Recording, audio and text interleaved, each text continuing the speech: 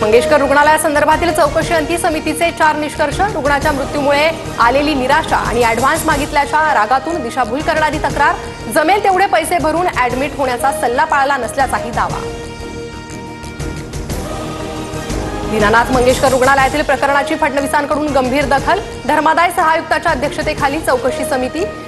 जे रुग्णालयाचे अधीक्षक, विधी आणि न्याय विभागाचे उपसचिव तसेच मुख्यमंत्री सचिवालयाचे प्रतिनिधी सदस्य असणार.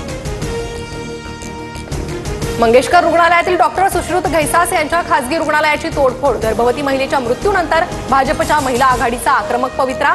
पैशांसाठी उपचारास नकार देण्यात आला होता.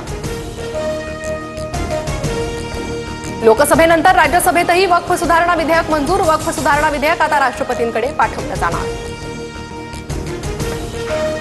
प्रत्येकाच्या प्रतिष्ठेला प्राधान्य देण्यासाठी वचनबद्ध. कायदे पारदर्शकता वाढवतील आणि लोकांच्या हक्कांचं संरक्षण होईल. वक्फ सुधारणा विधेयकाच्या मंजुरीनंतर पंतप्रधान मोदींची पहिली प्रतिक्रिया.